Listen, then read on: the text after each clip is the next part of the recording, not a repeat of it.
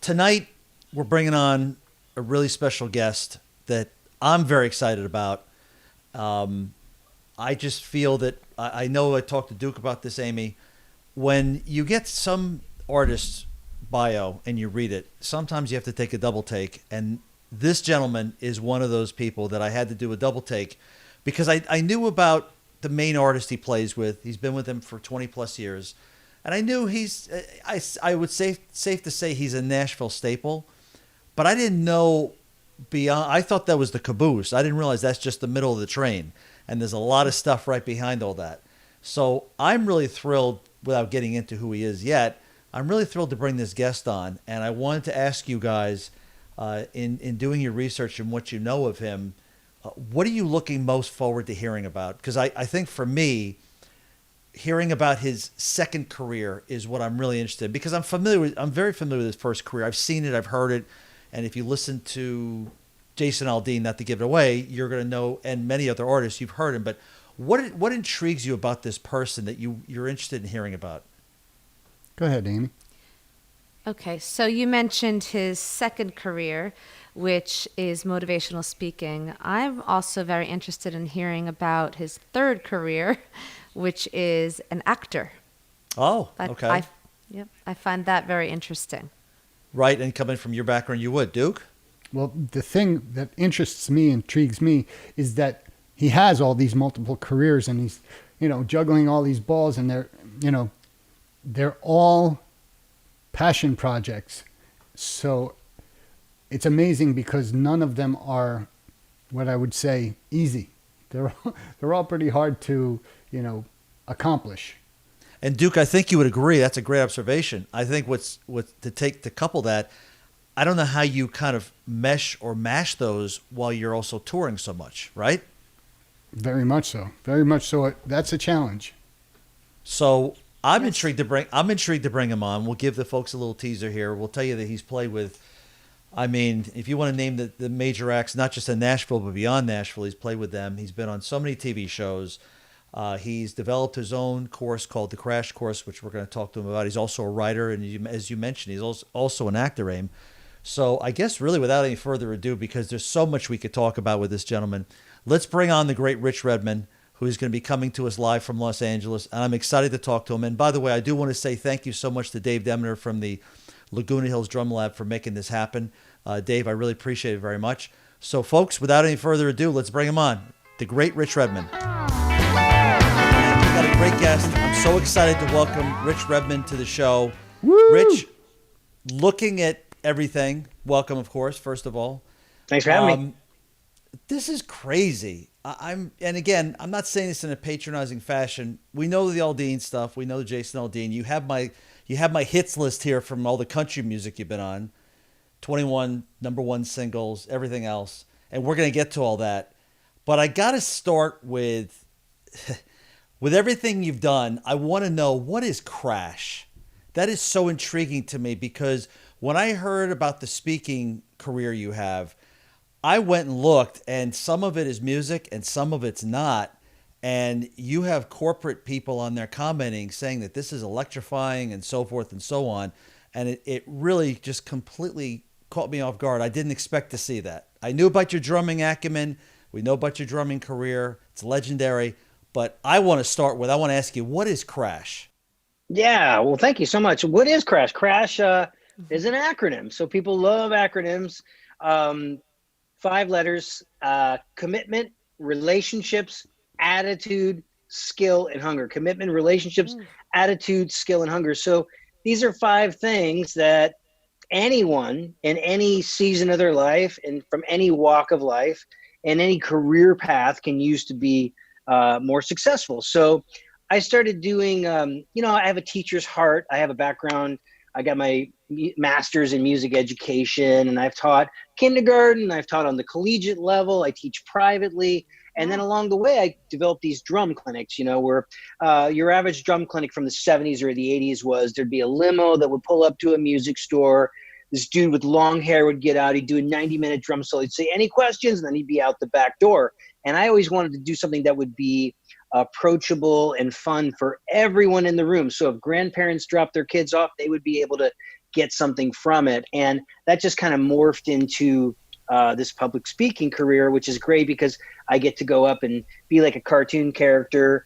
I tell everybody that my motivational speaking is like a combination of Tony Robbins with Animal from the Muppets, and then the delivery of like Jerry Lewis or some sort of a ranting comedian. So there's a lot of sweat, there's a lot of faces, there's a lot of passion, and then hopefully at the end of that hour, people can have some positive takeaways, how they can improve their quality of their life in their personal life and their professional life. And listen, Nice. just to be That's clear, nice. we're not talking just music. When you're giving your inspirational, when you're giving your talks, it's not just about music, right? Well, yeah, I kind of use the music business as kind of like a metaphor for life, and navigating life, because let's face it, the music business, probably along with Hollywood, are the two most insane career tracks. It's like the Wild West. There really is no, guide to how to be successful in those industries. So I say, look, I have not only survived, but figured out how to thrive in one of the most difficult industries on the planet. So I'm going to tell you about my life and the mistakes I made and the things I learned along the way. And hopefully people can take that and whatever their career track is, and they can knock off maybe 5 years on their journey. So, Rich, I got to ask you, you're a guy who you have your toe in 17 different pools. I mean, you're doing acting, you're an author, you do the speaking, you're playing, you're teaching, you do clinics. You're obviously somebody who has a lot of passion towards a lot of different areas. And I want to know a little bit about your childhood, because is it something where your parents were like, usually somebody like you is someone who had one of a few possible different environments growing up, where they had super supportive parents, very encouraging, or could be the other way. They were like, it's good, but there's a lot of interesting characteristics that make up somebody with the drive that you have. And I want to know about your childhood. Oh man. Yeah. I had the greatest parents. I mean, Patty and Richard Redmond have been married, almost 52 years. Oh, that's awesome. And, and my grandparents were married a long, long time. And so I come from a tradition of people that they love love and they love marriage and they make it work. And I've got 2 younger brothers, and I was just lucky that they saw that at 6 and 7 years old I was hitting everything in sight, and I was passionate about like playing along with Kiss records. And then in 1983, the Police came out with Synchronicity, and then Van Halen's 1984. I said, that's what I'm going to do with my life. And instead of my parents, my mom, 45 years as a nurse, cancer survivor, ran the New York City Marathon. My dad working in a bakery by day, going to night school for 6 years to become an accountant. They said, no, you need to be a doctor, you need to be a lawyer, son. They said, you're going to college. But they said, you want to study music? Okay, great. Let's give yourself the best fighting chance to be successful in that field. You're getting an education. So, things have changed. I don't know if college educations have the same mystique or power as they did back in the day. They're definitely more expensive. But I tell students, like, look, you're going to go in at 18, you're going to come out at 21 or 22. You come out and you have this thing that no one can take away from you. And you learn about persistence and determination and follow through and jumping through hoops that are on fire. And that's what life is, man. Learning about how to take direction with a smile on your face, learning how to complete tasks, learning how to be a self-starter. And so they were just really, really encouraging, and they're both still alive and healthy as hell. That's God awesome. bless. Really, really great. So I'm listening to you talk about the motivation that your parents had given you, and you just, you went through schooling. So currently during, COVID, I am educating my 3 children, which has been some experience. And I try to guide them into the reality of the world. And it's not all about solving the hypotenuse or anything like that. It's really about home economics and about being able to survive in a world where people aren't there to necessarily assist you. And I appreciate so much what you just said about your parents. I really do. So getting back to your love what you just said. Do you love music, or do you love doing your motivational speeches better? I know it's a tough question, but let's see what your answer is.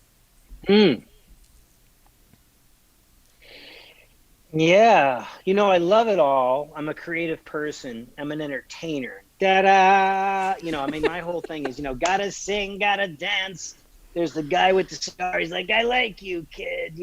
I am born to be on a stage, because people ask, you twirl your sticks and you're pointing at people and you're licking the sticks and you're like an anime character. I'm like, I'm just really being a slightly heightened version of myself. Most people upon meeting me will say, you need Ritalin, kid. How many coffees have you had today? Can I get whatever you're taking? And, so which is good, because that means I'm probably, hopefully, going to live a nice, high energy life to the end of my days. But the drums are a vehicle for my creativity. They're a vehicle for my passion. And so I love that, because I love to see people, love to see my band smiling. I love to make their job easy. And then we bring this music to life, and then I can see the people in the front row, and they're the true believers. They're the people that paid $20 an hour for the babysitter and $20 for parking and $20 a beer. And they got the deep pockets, right? And then I also love the people that are out. They're the 20,000th person in the highest point in the nosebleeds of the arena. And that's where I send my energy, because they might be on the fence, and it's my job to make them a true believer so they keep coming back to our show. Awesome. But I also love speaking. I try to be an effective communicator.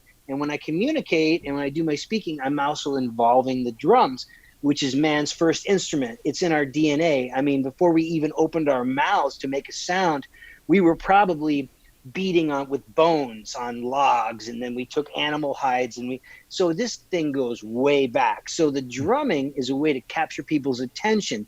Then once I have their attention, I can lay in with some of the teaching philosophies. So I love it all, and I am proud of myself that I have figured out in the last decade how to diversify, because what we're learning more than ever in COVID and these type of, the world is being disrupted daily by the minute, is that if you have 10 revenue streams and 5 of them go away, you're still going to pay your mortgage. So That's right. Thank God. So Rich, let me ask you, on. when you're out on tour, and you've done the stadiums and you've done so many TV shows, when the audience reacts that they love what you're doing, they like watching you, entertaining, and so forth. When you're doing your podcast, or you're doing your speaking, or you're doing your writing, and all the other things you do away from drumming, what feedback do you get that makes you feel like I did my job? Like when you're up there drumming, people are tapping their foot. On the other side, the other Redmond Valley, what tells you I did my job and people are digging this?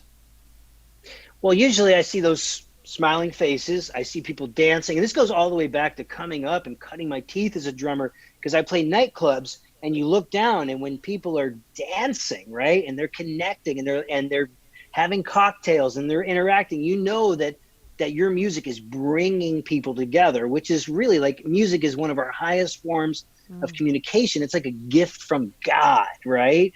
And also when I come off the stage and I have my band of brothers that I've been playing with for 21 years, and they high five me and they go, good job, Redmond. I don't know how you do it. How do you do it, man? How many calories are you burning? And like, how do you do it, man? And we're hugging each other, and it's just a beautiful thing. But that's my job, is to make that music come to life and make their job easy, so they don't have to think about, oh, what's he going to do? It's like I just lay that beautiful little cushion down for them to go out there, and so they can walk out on that parapet that goes like 40 feet into the audience and entertain and not have to second guess what I'm doing, right? So really, drumming is it's a serious team sport, and you're kind of like the quarterback. You're the CEO. I'm the CEO of any band I play in, because my name is not on the marquee, right? But I have a heck of a lot of responsibility. Oh, yes. That's very true. When you're playing with the different bands, you obviously try and bring the best of yourself out. how do you balance, and do you balance challenging yourself while you're playing and playing what's appropriate? Yeah. Great question. I would get a lot of feedback from my early teachers that'd be like, don't practice on the bandstand. In other words, don't be trying. I mean, you can have a small percentage of that where you're putting yourself out there and kind of like walking on a tightrope. But for the most part, when you get to the point where you're playing big venues, and let's face it, everyone's a recording musician now because everyone's got their phones out and they're recording you and they're putting you on Instagram and they're putting you on YouTube.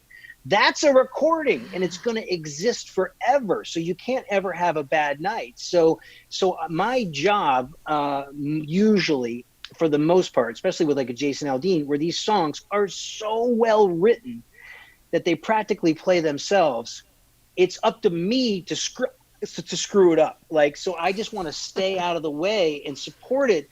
So on a song like Flyover States, the first time I heard the demo recording to Flyover States, I said every hair on my body stood up because I knew it was like, oh my God, this is a masterpiece. And I can either help lift this thing up so that story can be told, or I could get in the way, and I don't want to get in the way. So most of what I do nowadays is just about execution. We're going to have 24 songs on that set list, and it's about staying in that lane, playing with passion, playing with precision, playing with power, playing with showmanship, but not screwing up and making it about me, because it's not about me. It's about the songs. And staying in that lane is the challenge. Staying in the lane is why you get paid, because I don't get paid to sleep in a different bed every night. I don't get paid to be in the airport. I get paid to play those songs, every night. And then that's part of the lifestyle. It's like, riding a tour bus since 1997. My suitcase has never been unpacked for 20 years. It's a crazy lifestyle, right? And that's why it's so hard to find a mate that's going to stick around for this whole thing, because I'm never home. That's tough. Definitely tough. Having that support is really all that you need. So you mentioned before that you have a girlfriend, so I guess you found the mate who's willing to accept it. So that's all good. No, I'm pretty curious. How do you go from playing like with Jason Aldean and Garth Brooks to Ludacris? I mean, they're so different. I'm just curious if it's a difficult adjustment for you. Well, I have to say, there's a lot of the people that I've played with have come as a result of, speaking of the Crash formula, commitment relationships. I tell everybody, you need to cultivate and nurture mutually beneficial, lifelong relationships. And in my life, I've played with so many people as a result of my relationship with my band and Jason Aldean. So through Jason Aldean, I got to play on TV with Bob Seger and Bryan Adams. Then I did a show where Garth Brooks was there, and I got to play Friends in Low Places with Garth Brooks. And let's face it, if you're playing in a country cover band at the corner bar, you're going to play that song. But I played it with Garth Brooks, and that was cool. And then afterwards, in the hallway, he gave me a high five, and he was like, "That's one hell of a band, kid."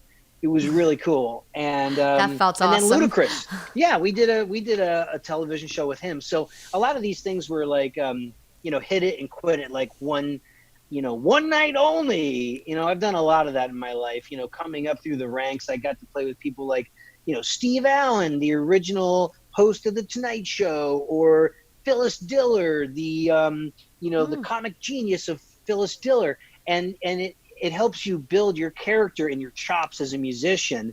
And I love it. I love playing with new people all the time. But that Jason Aldean guy, he is my home base. I mean, the guys in that band, we have a secret language. 5 presidencies have come and gone, and we finish each other's sentences. It's kind of like we're Aquaman in the fish. It's like, it's like, it's great. It's a shorthand, and that shorthand can only come from that time in the trenches and breathing that diesel fuel and truck stops and airports and sweaty cheese trays backstage and waiting around forever and being dehydrated and jet lagged and hung over and still having to do the show. That's how you cultivate those relationships. And it can't happen overnight. It took, like I said, 21 years. Wow. Rich, let me ask you, as I understand it, you kind of split your time between Nashville and LA. Is that fair to say pretty much? Yeah, I've been in Nashville. I moved there in March of 1997 and have a wonderful lifestyle there. And then I have always been attracted to Los Angeles because Los Angeles is a city of dreams. It's a city of insane ambition. Everyone is working on something. The sun shines every day. The people are beautiful. It's massively forward thinking. It's culturally diverse. It's ethnically diverse. It's the food diversity. I mean, you go to one strip mall, you got Ethiopian, Thai, vegan, sushi, burgers. You're like, this is incredible. Doesn't really happen in Nashville. That's starting to happen, you know, because we are Amazons coming to Nashville now. So we have valet, we have martini bars, we have sushi. It's really come along. But I just have a love affair with the city of Los Angeles. So I get my butt out here as much as humanly possible. So my question is, if you look at the difference, and players have told me this is not I don't know this. Players have told me that when you go to Nashville, there's a perception that anyone can go there and have that Nashville sound. But there are certain guys like yourself who are frequently mentioned, have that sound and that feel. That's why you're a first caller. What is so different about the Nashville scene now that, you know, country, even though you've been with Jason for 20 plus years, but now it's such a hot genre. Why is that Nashville sound at times elusive if you're not from the area? And it seems like that's where everybody wants to be right now. Yeah, it is. I tell everyone it's probably one of the last cities for the music business. The train is stopping there. Choo, choo, boom, Nashville.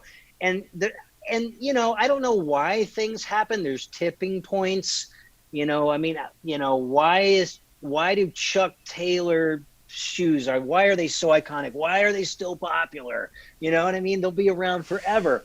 But the cool thing about Nashville is that it's still affordable and it's about community. Like, even more than any other music cities I've visited, Nashville has a very supportive culture of people helping each other. It's still about the community. I mean, like, right now, two people are in a room writing the next Garth Brooks song. They're writing the next Jason Aldean song.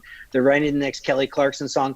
And that feeds this whole web of life where there needs somebody to play on the demo recording, and then somebody that needs to put the live band together, and then somebody has to produce the records. And then, oh, by the way, somebody's got to cater the show. There's got to be a bus driver. There's got to be a masseuse, a photographer, social media expert, a PR person. And so it's all there. So people are kind of flocking there because the music is doing well there.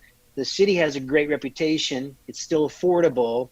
It's got that Southern charm, right? You can raise a family there. You can have dirt under your feet. So people are all kind of flocking there. But the Nashville sound, it's weird because I'm the kid from Connecticut. I'm a total New England kid, high energy.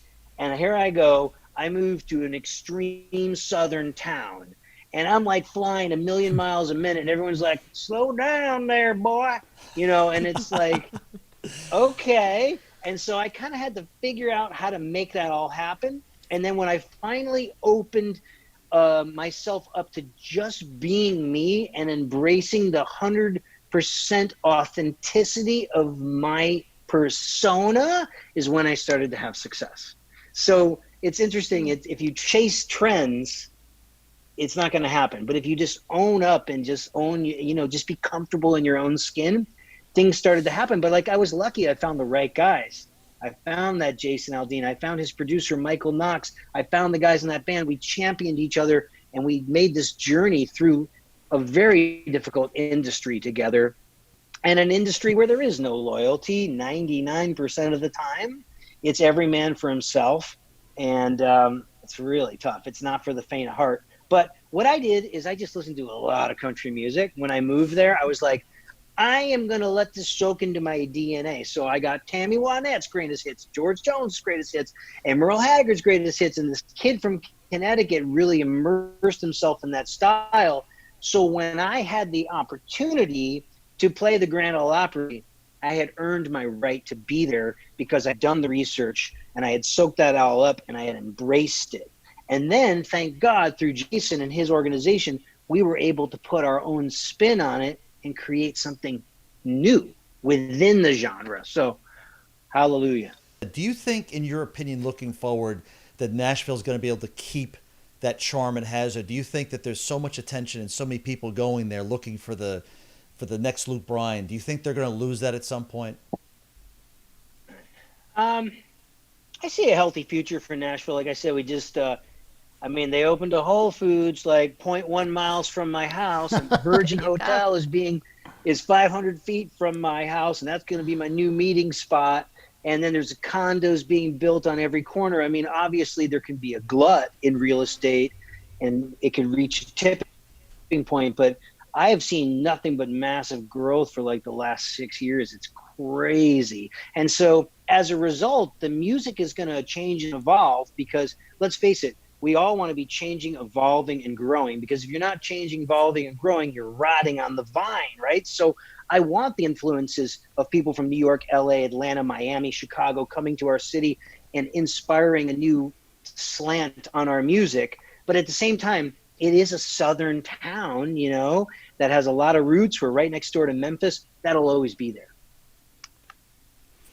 Do you have any input into any of the songs? Not authorship, but if I write a good enough song, Jason Aldean will record it. But I just have not been able to write a good enough song. But I tell you what, who's been able to write great songs is my buddies Kurt Allison and Tully Kennedy, the bass player and the guitar player for the band. We've been playing together for 20 years.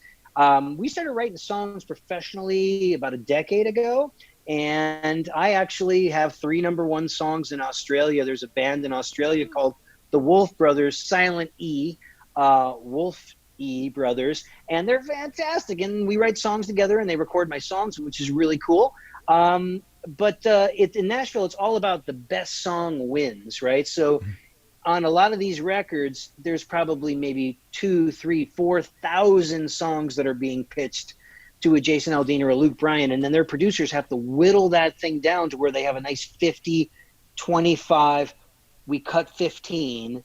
And so that's heavy, whittling down that process. So a lot of times backstage we'll be warming up, getting ready to go out and entertain the masses. And Aldean will be like, what do you think of this song, guys? Boom, plays us the MP3 on his phone. And we're like, oh, that's sick, man. All right, good. We're cutting it next week. So wow. It's cool to be part of that process, Definitely. Do you have a backlog of material that hasn't been released that you guys have recorded? Well, we do have this secret fantasy of releasing like an album of B-sides. At least me and the guys in the band are like, oh my God, that should have been a single.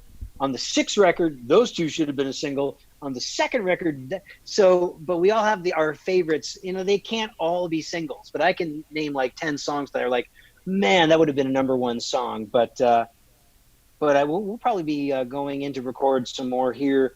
I'm going to be recording in June, and we've already got the protocol. I've got to somehow get my butt on a Southwest Airlines flight with my hoodie, my masks, and my sanitizer, and praying to God. And then I'm going to get myself to Nashville with a bucket of hand sanitizer, and we're all going to be recording in the same studio. Now, we're all friends. We all trusted that everyone's doing the right thing. I've been quarantined for 8.5 weeks, but we're going to be wearing our masks. We're going to try to social distance, and it's going to be very interesting.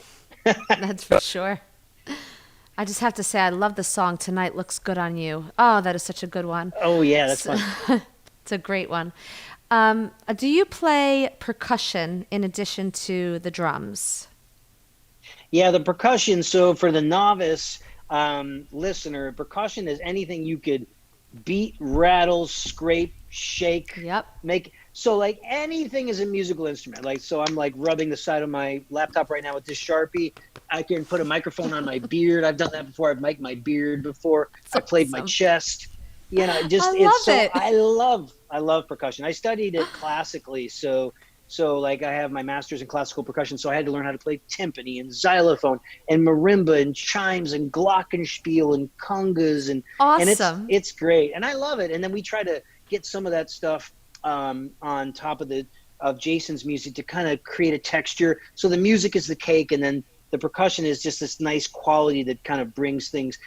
Here's a nice challenge for you guys. Go back and listen to any Motown song. That tambourine is so hot in the frickin' mix. Yep. It's Sure like is. I know you wanna God, it's giggle giggle giggle giggle shaka digga shaka digga. It's so hot in the mix. It's like the vocal tambourine. Tambourine might be louder than the vocal, but if you take away that tambourine, it's not a Motown song. It totally loses its character. So Yeah. percussion is such an important thing in bringing music to life. Here's the sad reality, though. Most popular music is recorded on what I'm holding right here, a laptop. And everybody uses virtual instruments. Just like this is a virtual conference call, you can drag and drop a Motown tambourine. So somebody sampled Jack Ashford playing a Motown tambourine. You could drop it into your recording session on Apple Logic, Pro Tools, or Logic, Pro Tools, GarageBand. And that's how music is being made. And I don't want to be like an old guy, like, get off my lawn, kid. You know what I mean? But it sucks. You know? No, I think the three of us get that. I think we totally understand. I'll speak for us all that we agree with you on that. Yeah. Definitely. So I just have one more follow-up, if that's okay, Ken. So as far as your classical percussion training, did they focus on one specific instrument, or was it everything like you just discussed?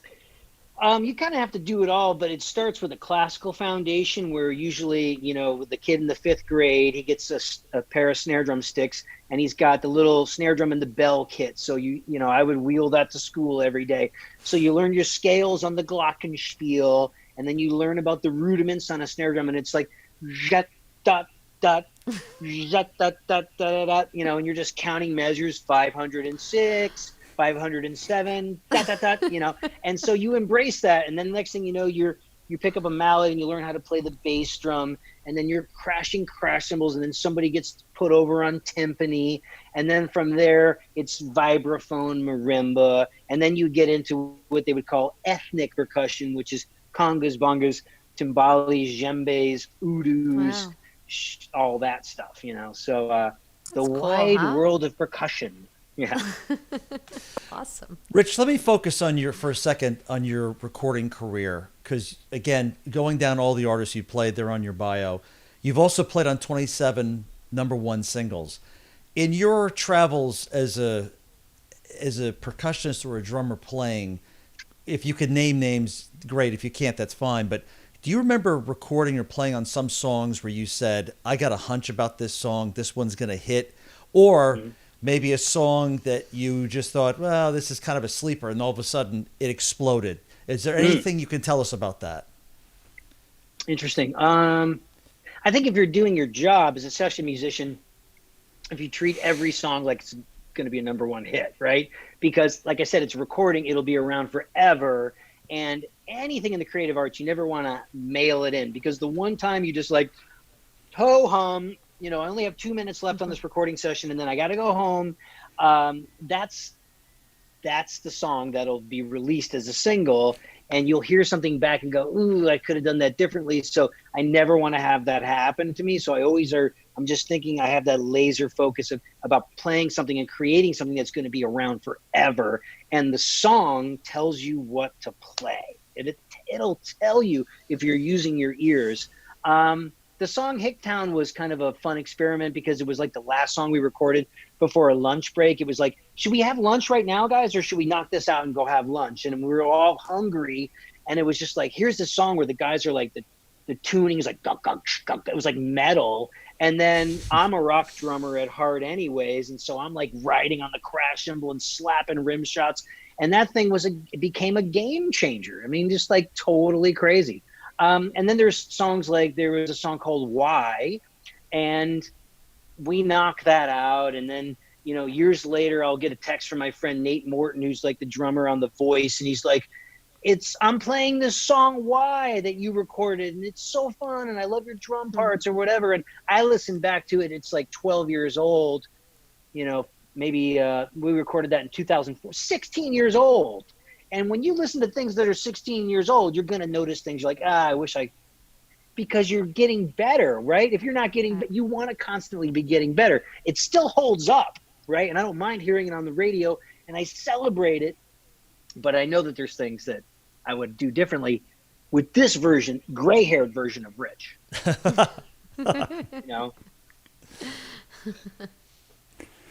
So when you aspire to play better every day, what do you do in the shed on your own? Good question. I tell everyone, the 10,000, the Malcolm Gladwell outliers theory that, if you want to be an expert, it's a minimum of 10,000 hours. So if you do the math, it's like practicing 8 hours a day, 7 days a week for about 6.5 years, So I think to myself, piece of cake, right? I did that all by myself in a dark room in El Paso, Texas, getting my skill set together so that when I would play with other musicians, I was ready to do it. And now all these years later, I'm in the shed less because there's so much muscle memory, that mind-body connection from being in the trenches all these years. Like, I haven't really picked up the sticks a whole lot in 2 months, but I know that I'll go to Nashville and I'll listen to the recording. I'll put the cans on, boom. And it's just like, what to do. And sometimes time away from the instrument is time well spent because you can refresh yourself creatively. I've been reading poetry, and I'm studying TV hosting and acting, and I study voiceover. And I got to have the script memorized by tomorrow for my online acting class. And so when I get back to playing the drums, I'm ready for it, right? Because it would be very easy to be slightly burnt out at coming up on 50 years old, doing this for 44 years. That's like, it could lead to burnout. So I'm in a lane right now where it's less practice, but I practice in my mind constantly. Every time I listen to a song, I'm picturing, what did the drummer use? What kind of drums? Was this recorded with a click track? I wonder how many takes that took. And I'm actually writing out a chart for the song in my head, because I can't even listen to music for enjoyment anymore, because being a working musician has turned it into a skill set. So even if I'm just listening to Britney Spears while I'm working out or something, right? Oh, I just admitted that. I'm charting the song out in my head, which is like a curse, But I work on singles and doubles and paradiddles and accents and flams, making sure my posture is good, making sure that my timing is happening. And then I just listen to music, a lot of music, Speaking of timing, what's the best exercise that you've found for time? Because I've been working on time for a long time, and it's gotten a lot better, but it's still, there's always room for improvement. Well, the way I approach it is, everything I try to do is very methodical. It's exhausting, but it's a great way to get great results. So putting on some sort of a click track or timekeeping device that is inhuman and is perfect. Let's face it, there's only a few drummers that have like nearly perfect time. So your Paul Limes, your Chris McHughes, a lot of these guys that I call friends, that, the lifespan of a recording drummer is 5 years, right? These guys have been doing it for 35 years. They're that good, right? And so what I'll do is I play with something like a drum machine or a timekeeping device, and put it on 86 BPM, put it on 87 BPM, drop it down to 85 BPM, and there's a serious difference between all those things. And the way I learned that was working for a lot of chick singers, man. Like, girl singers are totally tapped into BPMs. They're like, is that faster than last night? Is that slower than sound check? They are totally tapped into it. my first job in Nashville was with a gal named Pam Tillis, and she rode me like Seabiscuit, man. She was like, is that the same tempo? So that was great training ground. And then playing along with records that have great musicians on them. Mm-hmm. And then also recording yourself when you play live and listening back to the recording and being very hard on yourself. So that's 3 ways to develop your time. Awesome. Thanks. Interesting. Yeah, totally. So do you miss your band? You haven't seen them in 8 weeks. Do you miss the guys or what? I do. I mean, we love each other to death. I mean, back in the early days, we were playing, 7 shows a week, 220 shows a year. Wow, man, that was an incredible time. 12 guys on one bus, living the dream, building something. That was, and then, he started to get popular. We do 180 shows, and then 160 shows, and then 140, and then 8 years of 85 shows a year. And now we're on this easy living of like 50 shows a year, right? So, but now everyone's lives have changed. People have children and families, and they want to drive. They want to spend, their time in Franklin, Tennessee with their kids and that whole thing. So, of course I miss him. Of course I miss him. But this is going to be great for us because when we see each other, it's going to be like, I want to give you. Oh yeah, I can't hug you. Damn it. But it's so hard, isn't it? We've been zooming. We've been having Zoom cocktail hours. Nice. Awesome. We call that the quarantini. The quarantini. Yeah, I've got a little coffee right here with a little Crown Royal in it. It's called there you Crown go. Nice. Royale. That's all Nice. you need. Nice. Awesome. Rich, let me ask you, when a young player is looking at you and saying, look at what this guy's done, all the TV shows, all the the award shows, playing all the tours and so forth, what's your best advice, taking a little bit of your inspirational talk to a young musician looking at this world where perhaps when you started people were buying records, now they're not? What's your best advice to the young musicians out there? Say, I want to be him. I want to follow in his path. What do you say to them? Wow. Yeah. I say go for it. And do not stop. Like, have a laser focus, have a vision for yourself. And I try to give them some tough love and let them know, like, look, at every door in the world is going to be slammed on your face. There's going to be roadblocks. You're going to hear the word no a million times, but you just have to dust yourself off and stand up and keep moving forward and believe in yourself. Right. And work hard, And so if you think about the Crash philosophy, they've made a commitment to a craft. It's a lifelong commitment to a craft. Along the way, they're going to meet people, and hopefully they'll cultivate these relationships with true believers and like-minded people. Hopefully along the way, they'll realize that attitude is like 99% of life, and there's always going to be people that are better than them at what they do, but you can level the playing field with a firm handshake and looking people in the eye and being likable and being able to take direction and just being happy and living in the land of unicorns and rainbows. And very importantly, you have to have that skill. The skill is what's going to separate you from the pack. And so I say, hey, kid, learn how to read music. Sure, there's a lot of amazing people that live in castles on cliffs overlooking large bodies of water. They are the exception to the rule in the music business. The rule of the music business is you're going to be a working stiff, and you're going to be playing a lot of weddings and pool parties and bar mitzvahs and bat mitzvahs and strip clubs and college bars and dive bars, and you just do it with a smile on your face, right? And then at the end, I say, stay hungry for success and be passionate, because when you're passionate about something, that's your engine. And then you fuel that engine with hard work. And if you've chosen the right thing to be passionate about, it never feels like work because you love it so much. So you keep working hard, and then the gifts of the universe continue to be bestowed upon you. It becomes a cycle of self-empowerment. So you put all those things together. It's kind of I'm not going to say it's a money-back guarantee, foolproof way to be successful, because there's other factors. Like, your personality is a huge thing. Like, we're only on stage 1 hour a day, and it's the 23 hours of being on a tour bus, on a stinky tour bus. You have 45 feet to live on with other people, right? And one guy's hungover, one guy's jet lagged, one guy's my earpods, one guy's passing gas, And you just gotta learn to live with each other and be That's it. flexible. How, you know? And so I would just tell that kid, believe in yourself, give yourself all the tools possible to be successful, and do not stop. So, going from your career from start to where you are today, what's the biggest change you've seen in the music business from your chair? Yeah.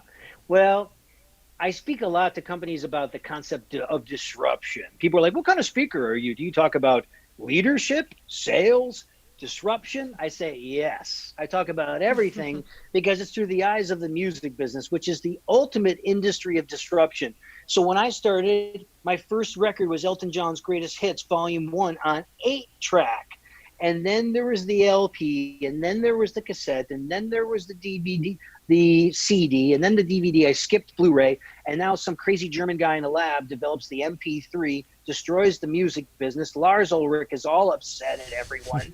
And so what do we have to do? We have to like jib and jab and grow and change and not cry in our damn cereal. We just have to realize this is changing. I have to go with this. So that was the first thing to suffer was the recording revenue, and then singer-songwriters have gotten hit because of Spotify and Pandora. So what a songwriter would make $1 million from with a number one song, maybe they'll make 200 grand now, and that's a number one smash insane hit. Wow. For the most part, most songwriters are making 0.00001% of a penny for every spin. So that makes you realize, wow, this has all been effective. So I've been affected as a recording musician, and I've been affected as a songwriter, and I've been affected as a producer. And now with this, our live touring has been affected. So there's the moral of the story. You have to be a jack of all trades, master of all, right? Back in the day, you could just have a niche. I could have just been a Nashville recording musician. And now we have guys that have played on huge international crossover hits, Shania Twain records, Bob Seger records, and they're jumping into buses and playing on the weekend, right? And they're not even doing that now. So they've lost that revenue. So it's all changed, and who knows what's going to be next. But hopefully, I think we're communal creatures, and I think that we want to be around each other and smell each other's musk. We want to dance with each other, and we want to experience something together like a tribe. And so as soon as it's safe, we're going to do this. It's going to come back. Yeah. Rich, Definitely. Don't you think? Absolutely. your Positive thinking. your outlook is a very positive outlook, which is always enjoyable to be around, and I'm sure that's one of the reasons you're working. Are you working as much as you do? Are you a consumer of personal development? I am, and my mother was a big believer in positivity. So I read all the Napoleon Hill books. I read all the Leo Buscaglia, all the Jim Rome, all the Zig Ziglar, all the Tony Robbins, and it's just like drumming. I tell my students, we're all snowflakes. I say, do you realize that every snowflake that falls to earth is completely unique? It's one of a kind. So I say, if you're not a musical snob and you listen to a lot of different kinds of music, it'll soak into your DNA, or you can add that to your recipe and you make your own special roux or, Italian Sunday gravy. And that's your own thing, right? And it's the same thing with what we consume in our mind. So if, you read a lot of personal development books, you're going to soak up this stuff, and you'll have your own unique outlook and spin on things. I love the positivity. I feel lucky to actually have had this interview with you, because I feel so self-motivated now after listening Thank to you. you.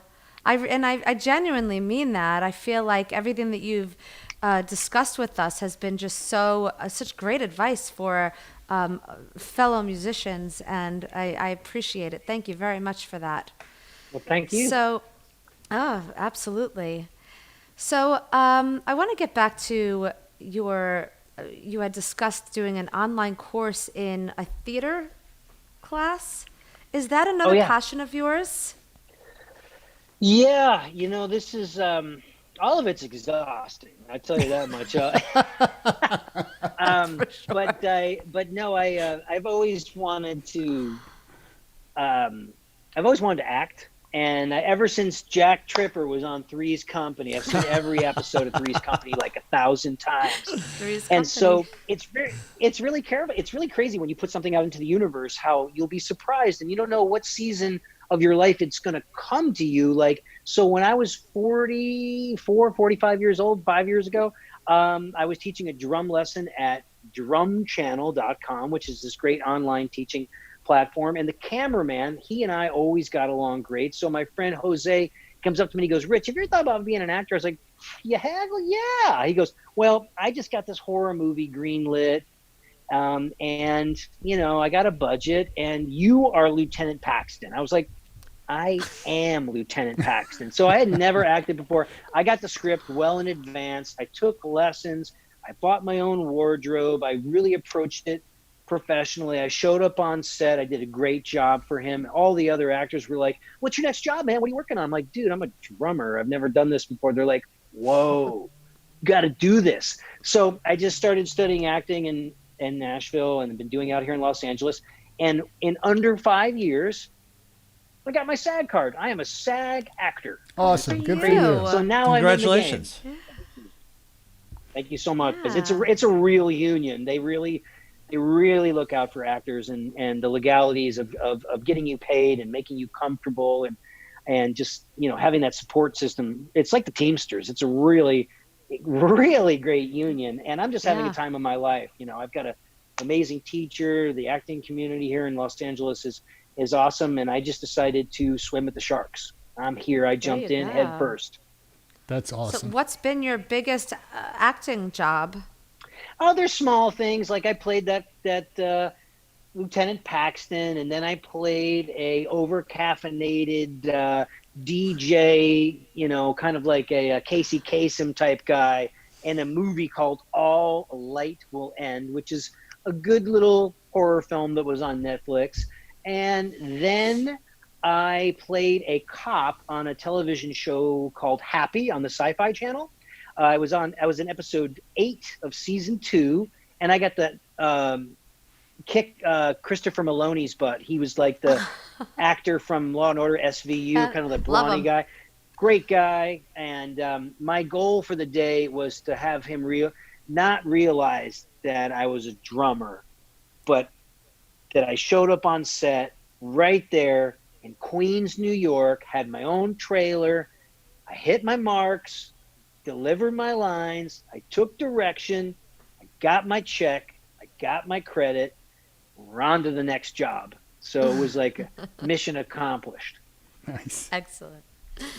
Rich, I hate to put you to work, but I think I'm going to put you to work for a second because we're all musicians. Obviously, you're at a very different level, but when you talk to a lot of people, and hopefully our circumstances now are temporary, that this will pass, but some people don't think that it will pass or that things will be different.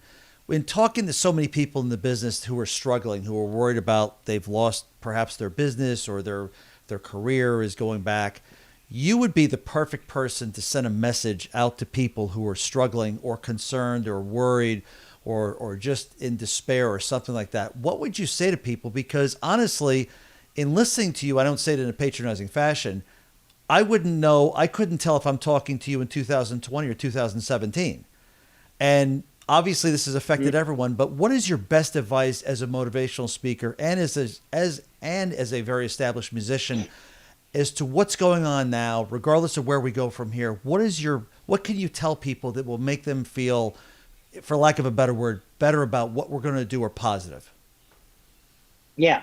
Well, you have a choice about how you are going to face your day. And a lot of times, we talk about how people are like, time to make the donuts. It's like, you don't have to do something. You get to do something. You guys get to do this podcast. Believe me, as a podcaster, I know sometimes you spend more money in time and resources that then comes back to you. But it feels so good to do something like this and to have a voice and to communicate and to reach out and create a community. I would say leave no stone unturned and shake every tree. So let's just look at my fellow actors in my online acting class. I had one guy who literally does not know how he's going to pay his rent, and he literally had no food. And he's like, but it's cool. So positive. He's like, I like to fast. And I was like, Wow. what's your Venmo? And it's like, I'm not going to have my fellow actor not eating. Like, eat something, bro, you know? But like an industry like that where people are like driving cars and they're making coffee and they're waiting tables and they're bartending, that's all gone. So a lot of people are like going to like, what can I do with my given skill set right now to get through this period in human history? So maybe it's something like Fiverr.com where you can do graphic design for someone, or you can transcribe speeches, or you can just do some sort of activity that's like a side hustle that you're okay at, that you can actually use to get through this hard time, you know? So, and then that also speaks to the idea of, if you are good at something, put in the effort on the front end to create some sort of an online product that will exist forever, so the money will come in as you sleep. As a drummer, it's hard, as you guys know. A lot of musicians don't have money because the industry's been affected, and some of us only play on Friday and Saturday nights at the local in a local bar gig, right? What is that going to pay? What are we making? $300 a week or something like that? So it's so tough to invest in something. People offering drum lessons, and I say, please don't charge any less than $1 a minute. If you do that, you're taking all of our power away from us. Look at someone like a masseuse, right? A masseuse trains for, I think, 6 months. I don't want to speak out of turn. It could be a year. But do you know any masseuse that makes less than $1 a minute, and then someone tips them, they're averaging $80 an hour? And I see drummers that are they're teaching lessons for $20, $25. I'm like, don't do that. Put a value on your time and your talent, and believe in yourself, and plant your flag and just own it, you know? Right. Oh, definitely. Yep. Yeah. I mean, out here at the Jersey Shore where the three of us live, people are just so anxious to play that they'll play for beer. And it really does, to your point, it really does destroy it for the rest of the musicians out there who need to really earn a living. Yeah, God, art is like perception, right? Because somebody might look at a Warhol and go, squiggly lines, why is that $2 million, right? And another person is like, no, dude, it's a Warhol, man, So it's like, if a bar owner he wants to hire a band, and the guys come in with a great set list, and they're playing Taking Care of Business and Three Steps and old time rock and roll, and they're not even doing a very good job of it, but the set list is incredible, and people are drunk and they don't know the difference, right? So then all of us seasoned, talented people that have put in their thousands of hours, we're up against the crappy band that has a great set list, right? So I don't know. It's such a difficult industry. It's like, and everybody wants to act too. Look at all the people that do community theater, and they do it for free as well. It's that juxtaposition of art and commerce. Music is art, and art and business don't necessarily go together. But if you want to have make it a career path and make a living out of it, you have to figure out a way to be a businessman or a businesswoman, which means returning every phone call, text, tweet, direct message instantly, right? Because I have horror stories of friends that are like, I shut my phone off when I golf. I'm like, what? That's 4 hours. And then they turn their phone back on. I missed a recording session but then at the same time, we're tied to our devices, which limits our quality of life. It's tough. To balance. Yeah. Yeah. You don't golf, do you? I was just talking to a friend about that. My dad is a killer golfer, 2 hole-in-ones. He plays 4 times a week. I know, and it would be something really cool to do with my pops, right? But I mean, I play like Happy Gilmore. I feel like it's I feel like it's a money pit. I feel like it's a time trap. I feel like it's massively frustrating. It's like, who invented this game? I remember Robin Williams had this cool sketch about golf. He's like, and you hit the stick and the ball and you go over the mountain and through and then it's got a hole and there's a flag to give you hope. That is the best bit. Robin Williams. That is the best bit. It is good. Man, oh man. Are your parents still living in Connecticut? They live in I think it's a requirement that once you turn 60, you have to move to Florida. So it's in our blood. They moved to Florida, and it's nice, So I miss them. I haven't seen them since Christmas. Oh, it's a long time. Are they tech savvy? Do you get to FaceTime with them or video conference?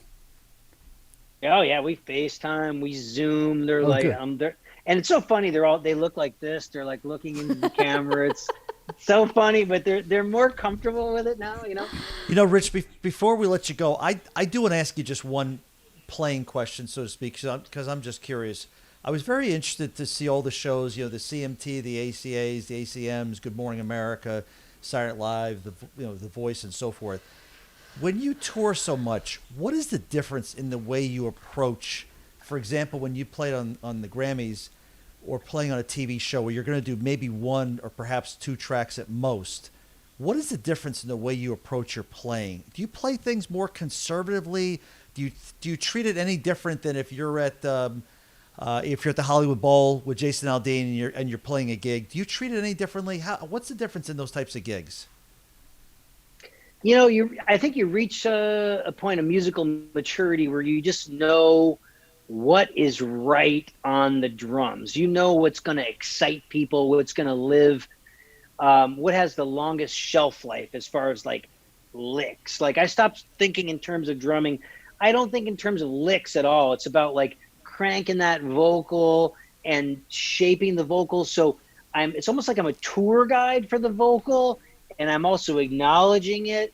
I'm flirting with it a little bit, but it's all about that storytelling, But then if I can create one little Mona Lisa moment where it's like maybe it's just a little thing, a little color to let something stand out, because it's going to be around forever.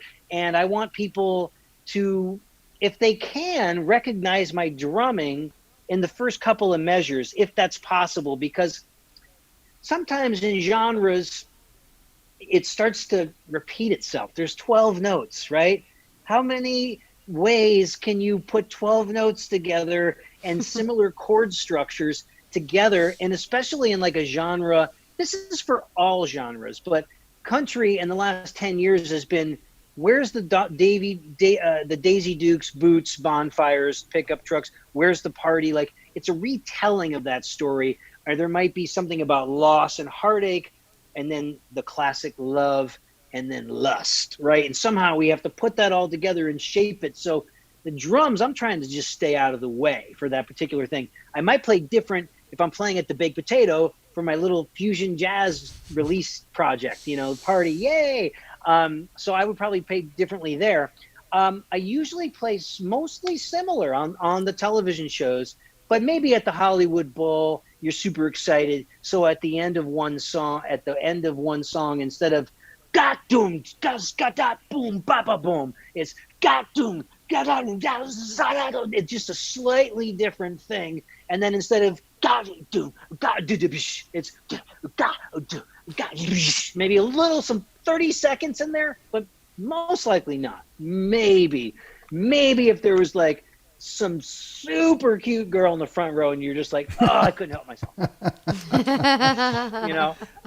I just one more from me. I know when I talk to players of your ilk, every one of them tell me, I remember playing this gig and I look out in the audience and I see that person. And it always like, even though you're performing and they're there to see you, you're like, that's a president or that's that person. Do you have any memories? Do you have any memories like that? Yeah. I tell my students, I say, treat every gig like it's Madison Square Garden and you will play Madison Square Garden. And you never know when that's going to happen, especially if it's a goal. For me, I wanted to play Madison Square Garden when I was 21, but I didn't play until I was 41. And that's like 20 years of the doors being slammed in my face, but just persisting. But I guess something similar to that would be anytime you play an award show, like say the ACMs. So we're in Vegas and you look and you're doing sound check, and then down on all the seats on the front 4 rows are cardboard cutouts of Keith Urban, Nicole Kidman, Reba, Tim McGraw. So it's our industry. We pass these people in the hall, and I don't know if Tim McGraw remembers my name, but he'll give me the head nod like, there's that drummer. I like that drummer, right? So it's cool to almost be like a peer backstage. But when the curtain opens up and it's like CBS presents and 60 million people are watching and there's Reba and there's Nicole Kidman, no matter how seasoned you are, there's just a little bit of that dry mouth where you're like, just commit to this 3 minutes, kid. It's all going to work out. Like when we did the Grammys and with Kelly Clarkson, it was like the intro, first verse were all me just playing shaker. And then I dropped the shaker, flap, boom. I said to myself, do not drop this shaker. That's all you're thinking. It's like your hands are a little clammy because the Grammys, your entire industry is watching. Bruno Mars is there. And, they're all there and they're down in the front row. And you're like, don't drop this shake, but that's what we do. That's how we become successful in life, is that we go through fear with a smile on our face. And that's also where the acting comes in, because you just have to act like you are in control. What did MJ say? What did Michael, what did Jordan say? Michael Jordan, fake it till you make it, right? Yeah. And that's, through every stage of our life, and just showing up, like I think Woody Allen said, success, 99% of success is showing up. And it's even better if you're on time, which means be early. So I like to tell my students, be the first one in there and the last one there, and in the middle, just be joyful and take direction and have a smile on your face and connect with people and keep in touch with those people and find your like-minded, your allies in life. I mean, I don't know how many thousands of numbers I have of musicians and creative types in this phone, but it's a lot. But it was a lifelong pursuit. I approached that with purpose. Make as many friends as possible, Very cool. Definitely. Very cool. Yeah. I want to ask you a question. You mentioned when you were a kid, Stuart Copeland, Alex Van Halen. Yeah. Have you gotten to meet any of your heroes? Yeah, Alex Van Halen, we did a tribute in Nashville. We have this thing called the Nashville Drummers Jam, and we do tributes to like Joey Kramer, and we did Phil Collins, we did Stuart Copeland, we did Bonham, Jeff Porcaro. So the who's who of the Nashville drumming community comes out and everybody gets to play one song. So for Alex Van Halen, his drum tech brought in his exact drum set with like the bass drums glued together, the big long bass drums. And I played I'll Wait off the 1984 record. That was cool. Haven't met Stuart yet. I think he just lives over in Beverly Hills right there. Maybe I'll get a star map and I'll jog by his house. But I've gotten to meet a lot of my heroes, a lot of sideman heroes, a lot of drum heroes, guys that I had posters of on my wall, Carmine Appice, Vinny Appice, Liberty DeVito, Kenny Aronoff, all the workhorse guys, the working stiff guys of the music industry that were doing it and are still doing it. I went from having the posters on my wall to being able to text them weird little GIFs and memes in my phone, which took 35 years to do, which is crazy, but it's pretty cool. Yeah, very cool. You have to, you earned that. I'm tired. There you go. Man, oh man. Well, Rich, on behalf of the Upbeat Hang, we want to thank you for coming on and spending some time with us. It really was, your reputation definitely precedes you. I'll put it to you that way. You are the ever, what's that Amy called? The ever... Effervescent? No, the bunny. Oh. The Energizer Bunny. The Energizer Bunny, because I'm telling you, you're just on natural and you're still going. But listen, like Duke said at the top, no wonder your resume is where it is, because who wouldn't want to work with you? You're not a downer. Yeah. You're not a downer. You're a great player, Right. and you know your stuff too. So I will tell you, I'm very impressed. I'm really very impressed with everything you brought, and no wonder you're so successful as a speaker. I even wonder at some point if the speaker will take over the drummer. And I'd love to see that fight, but that's for another day. Well, thank you. I mean, in a perfect world, I'll be doing my dates with Jason Aldean, and then around that, like always, I'll go speak to your company. It could be a mom and pop company. It could be a big pharma company. It could be technology. I love it. I really do. I'm having a blast, and I do appreciate it, guys. And thanks for having me on. Absolutely. All right, well, thank you so much. Thank you. Keep up the great work, Thank and you we're going to so look for much. you on the road, hopefully soon. Sooner than later, we hope. Let's do it. Hey, wash your hands. Don't touch your face. Wash your hands. Don't touch your face. And wear that mask. Rich, you rock. Thank you so much for a few minutes today. So I was thrilled. I have to tell you guys, I thought that Rich was exactly as advertised. What you see, what you get. He's the real deal. And I was really thrilled to hear him talk about his stuff.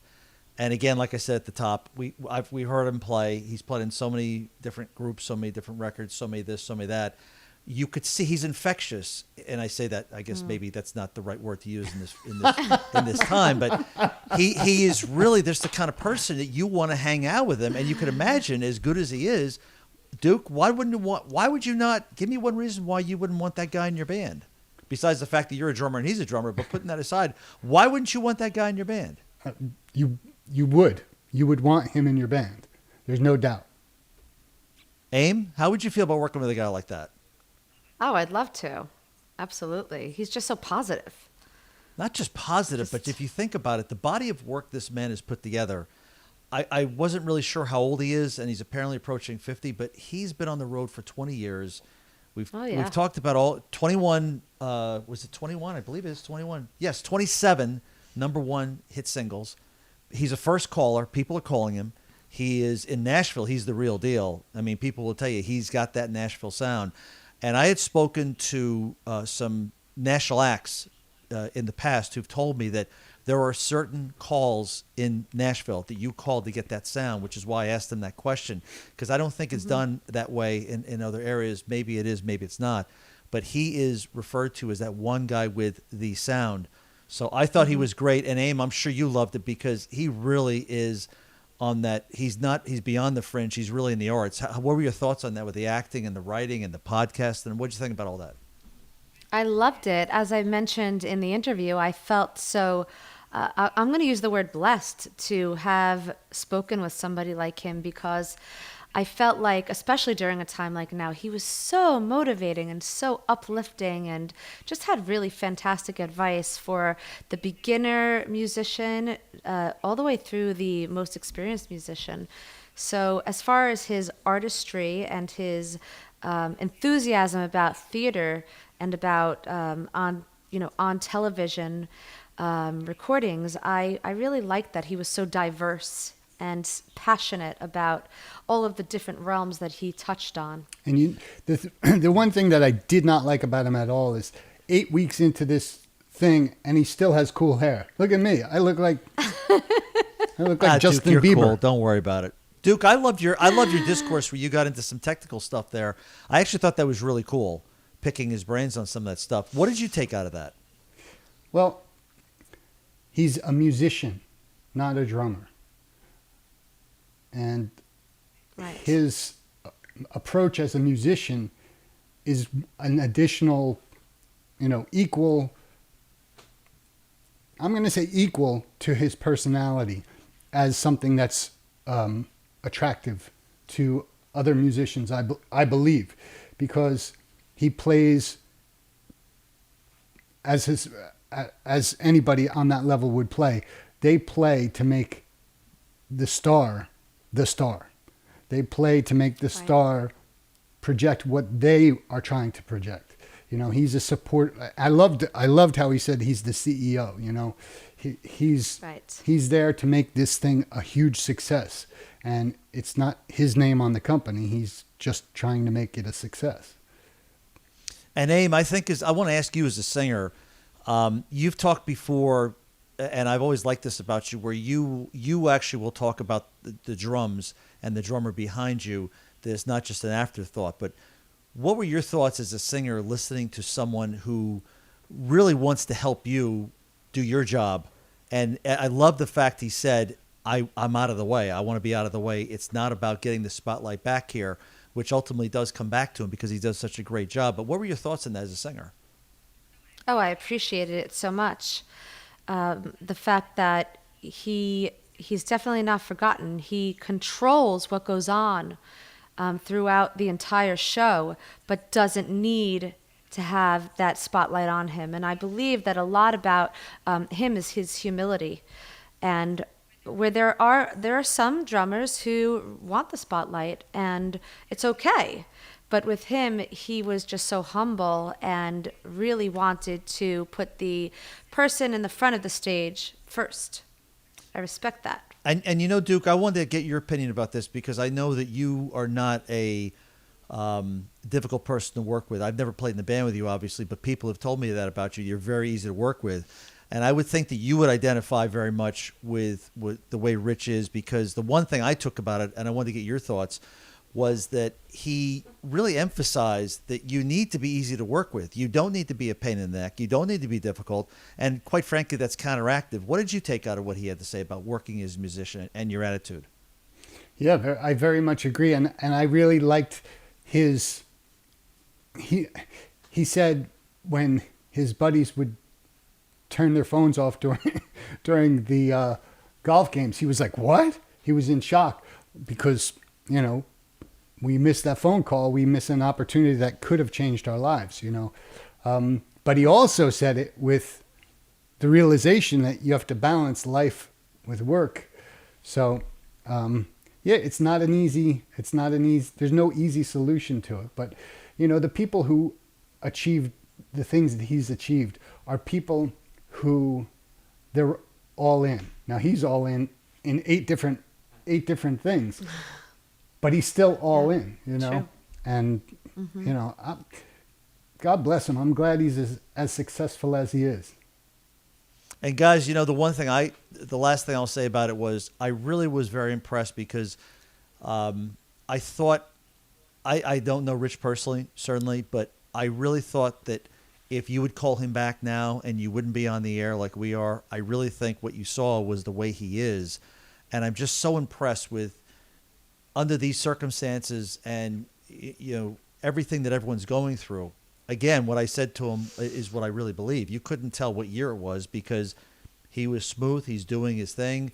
I know that there was a tour plan, which is not happening, and they'll get back to that at some point. But still, there's a tour, there's money, there's things to be done, and that's not happening. So I just really appreciated the genuineness of it, and I don't think that at all in any way that positive attitude was put on. I think that's really just the way he is. He's built himself that way, and I think it's just fantastic. So I was thrilled to talk to someone like him, and also having a personality, not just a flatline personality. He's flamboyant. He's really energetic and very engaging. So he really brings a lot to the table. Yeah. He was a fun Definitely guest. Fun guest. Oh, very much so. I enjoyed him. I really enjoyed him. So with that said, Aim, Duke, we hope that you folks enjoyed him. We hope that you check him out. Jason Aldean, he's been on all those records. And if you do have a moment, go to his website, go to richredmond.com, and really just take a look at this bio yourself. If you love country music, and Amy made a good point, it's not just country music, but it is primarily country-based music. But if you look at it, you'll be really surprised at some of the artists he's played with.